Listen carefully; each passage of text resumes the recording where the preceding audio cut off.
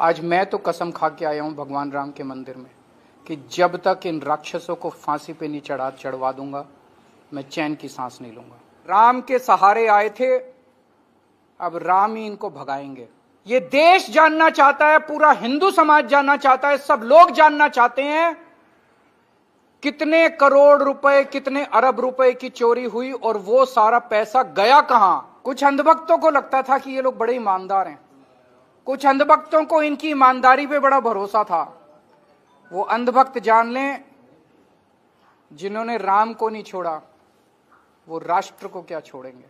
भगवान राम भी इन लोगों को दंड देंगे। पूरा हिंदू समाज की एक ही मांग है कि जिन राक्षसों ने ये काम किया है उनको सरेआम फांसी पे लटकाया जाए। प्रधानमंत्री मोदी जी ने चंपत राय से रिकॉर्ड मांगे और चंपत राय ने मना कर दिया। इस देश में एक ऐसा व्यक्ति भी है जो मोदी जी को मना भी कर सकता है। हनुमानगढ़ी को साधु संत संचालन करते हैं, साधु संत निर्मोही होते हैं, उन्हें कुछ लेना देना नहीं। हनुमानगढ़ी में करोड़ों करोड़ों का चंदा चढ़ता है, आज तक एक नए पैसे का आरोप नहीं लगा और कितनी दशकों से चढ़ रहा है, सदियों से चढ़ रहा है। भगवान राम के मंदिर को भी साधु संतों को, धर्म आचार्यों को सौंपा जाए। इन अफसरों को और नेताओं को इसके चंगुल से हटाया जाए।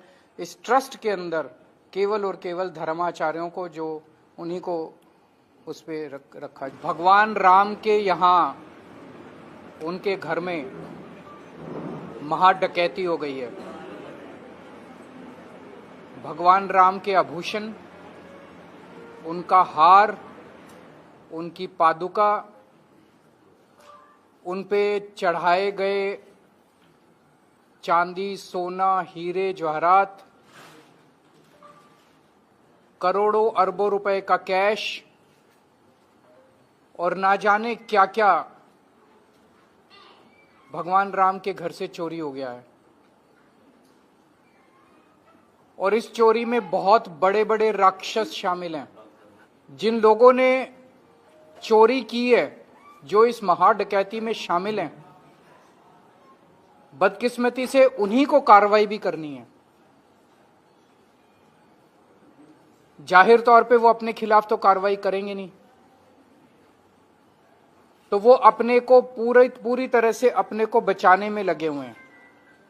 ये जो फर्जी एसआईटी बनी, अब कल फर्जी एफआईआर हुई, उस फर्जी एफआईआर में 8 छोटे छोटे प्यादों को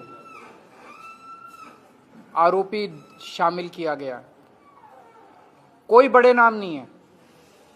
तो फर्जी एफआईआर, फर्जी एसआईटी, तो एक तरफ तो इतनी बड़ी महाडकैती हुई और दूसरी तरफ इसमें जितने बड़े बड़े राक्षस शामिल हैं उनको बचाने की कोशिश की जा रही है।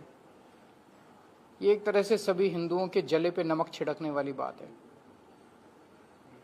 लोगों का कहना है कि उन्हें तब तक उनकी आत्मा को शांति नहीं मिलेगी जब तक इन चोरी करने वाले लोगों को, बड़े बड़े लोगों को सरेआम फांसी की सजा नहीं दी जाएगी।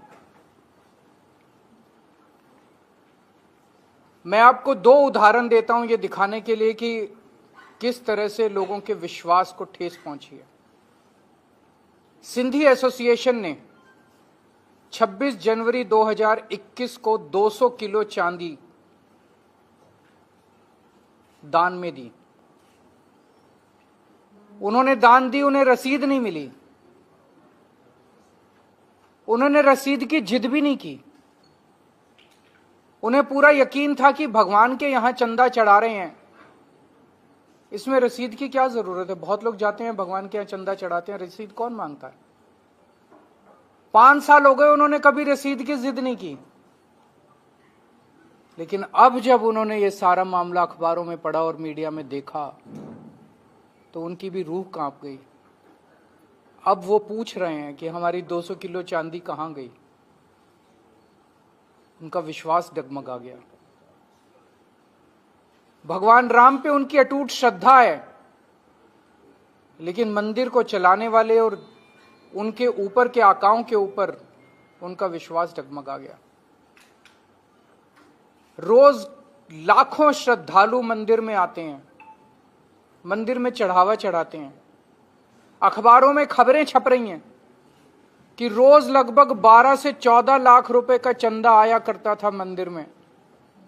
जब से ये खबरें मीडिया में आई हैं, ये घट के 1 लाख रुपए से भी कम हो गया। लोगों की आस्था को बहुत भारी ठेस पहुंची है।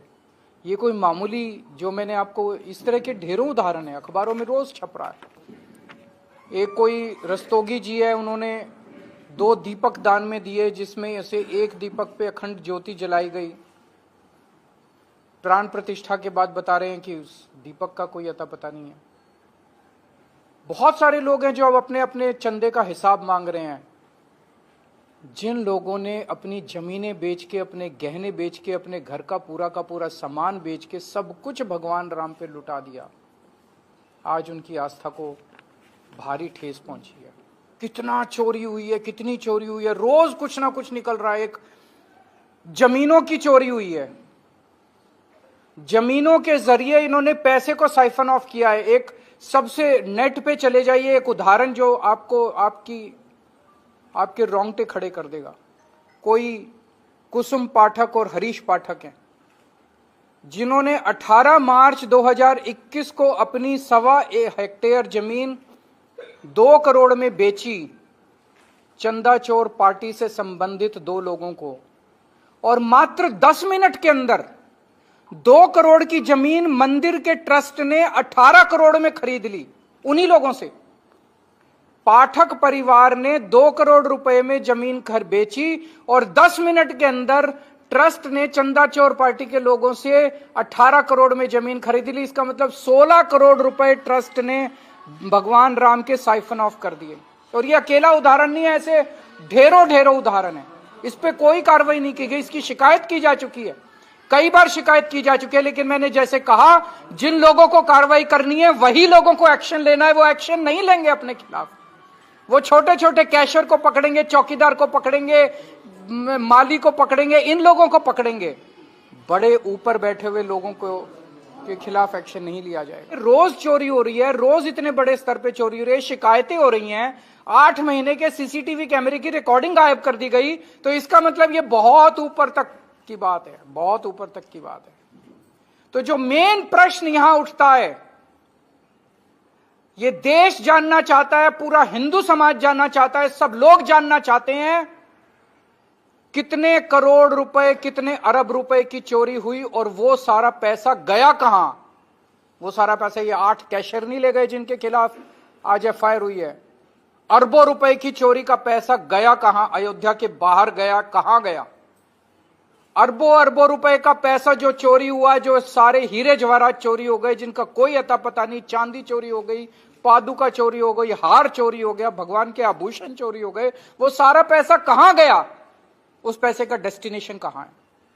और कल मैंने एक सुना मामला, जब मैं सोशल मीडिया पे पढ़ रहा था, आप मीडिया वालों ने चलाया, प्रधानमंत्री कार्यालय ने चंपत राय से उनके रिकॉर्ड मांगे, हिसाब किताब मांगा, चंपत राय ने मना कर दिया देने से।